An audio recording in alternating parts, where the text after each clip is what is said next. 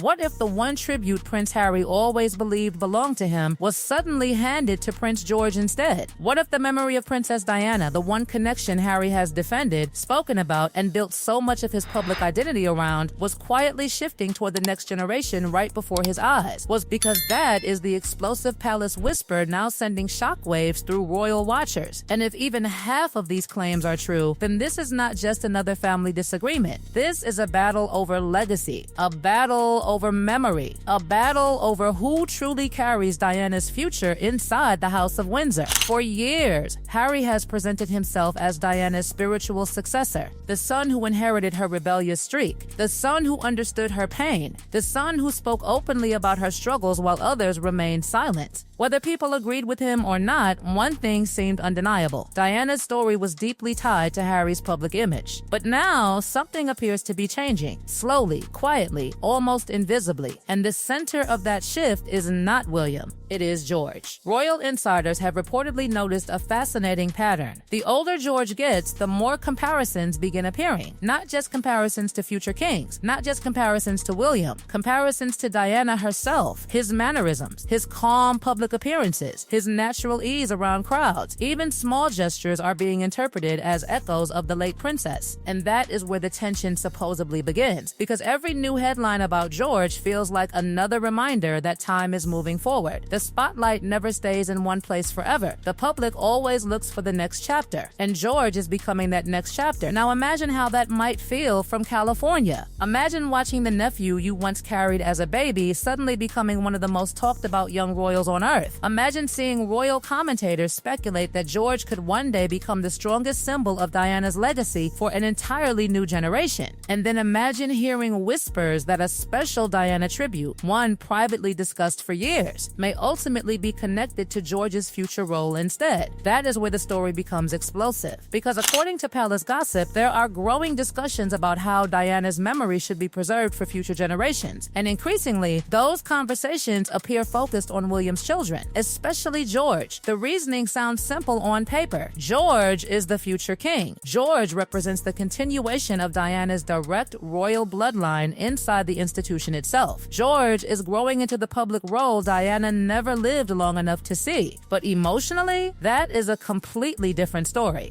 Because if Harry ever believed Diana's legacy belonged equally to both sons, watching attention drift toward George would feel less like evolution and more like replacement. Not because George did anything wrong, but because history is moving on, and history rarely asks permission before it does. The whispers only intensified after several recent royal appearances where George appeared increasingly confident and comfortable in public settings. Observers noticed, commentators noticed, the public noticed, and once people started noticing, the comparisons exploded. Suddenly, articles weren't talking about Harry carrying Diana's spirit. They were talking about George carrying Diana's future. That subtle difference changes everything, because one focuses on the past, the other focuses on tomorrow, and tomorrow always wins. That is the brutal reality of public life, especially inside the monarchy. No matter how famous you are, no matter how beloved you are, eventually attention moves to the next generation, the next story, the next face, the next symbol, and George is rapidly becoming all three. Meanwhile, another rumor began circulating, not inside official palace statements, not through formal announcements, but through the endless ecosystem of royal gossip that never truly sleeps. The suggestion was that Harry wasn't simply frustrated about George receiving attention. The suggestion was that he believed certain people were actively encouraging it, and one name reportedly kept appearing in those conversations. Meghan. Almost immediately, the blame game began. Some commentators claimed Meghan encouraged Harry to separate himself from the institution. Others argued she became an easy scapegoat for decisions Harry willingly made himself. Some insisted Harry's frustrations existed long before Meghan entered the picture. Others argued everything changed after she arrived. The debate became vicious. And suddenly, George's rise was no longer just about George. It became another chapter in the endless Harry and Meghan controversy. Because whenever Harry appears unhappy, somebody inevitably asks the same question: who is responsible?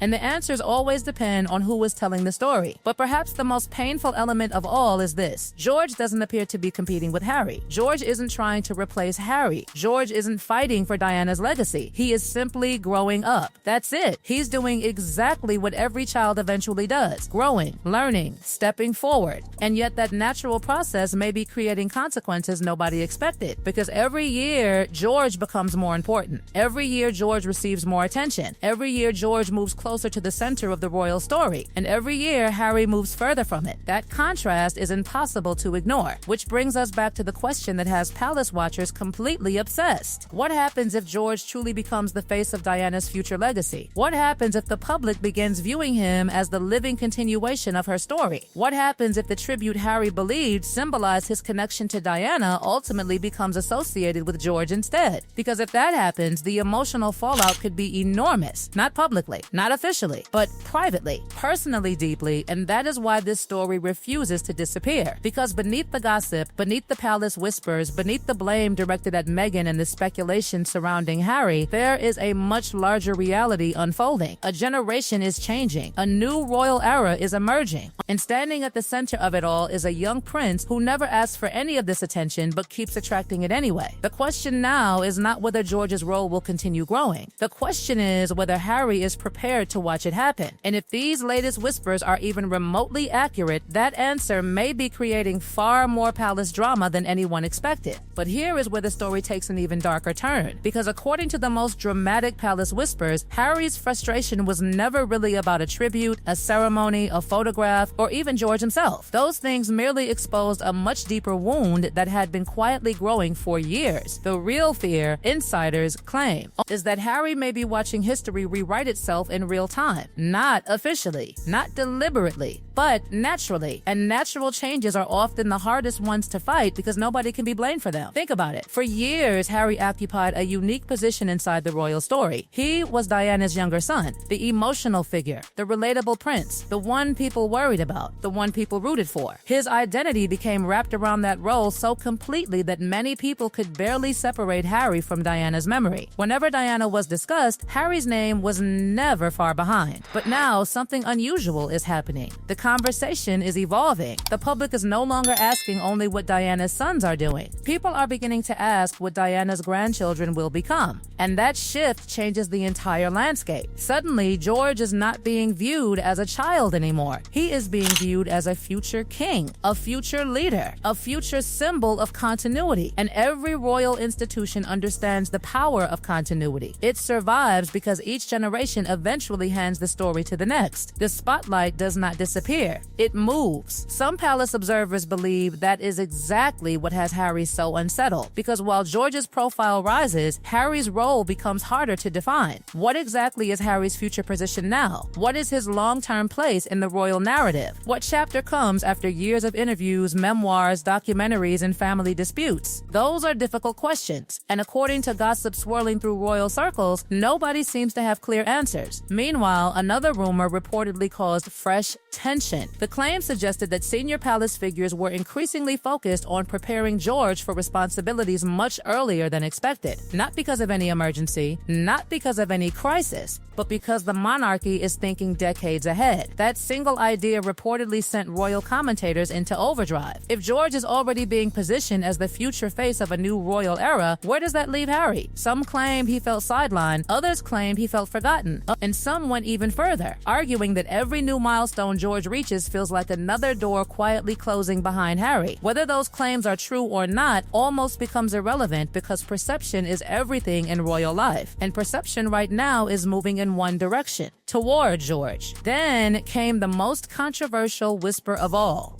According to speculation making the rounds among royal watchers, Harry allegedly expected that Diana's emotional legacy would remain primarily connected to him forever, not through official titles, not through royal rules, but through public affection. Yet affection cannot be inherited permanently. Public attention is unpredictable, and new generations create new emotional connections. People who never experienced Diana firsthand may may eventually connect more strongly with George than with Harry. That possibility alone is enough to explain why this story has exploded, because it transforms a family dispute into something much bigger, a battle against time itself, and nobody wins those battles. The Meghan dimension only poured fuel on the fire. Every time Harry appears unhappy, critics immediately point toward Meghan. Every time Harry speaks out, supporters insist he is simply defending himself. The same arguments repeat endlessly. But what makes this particular drama different is that George's growing popularity has created a convenient target for both sides. One side says Harry's life changed because Meghan encouraged separation from the royal institution. As palace insiders continue whispering and commentators continue speculating, one reality becomes impossible to ignore. George represents the future, not because anyone declared it, not because anyone planned it, but because time naturally pushes every institution toward the next generation.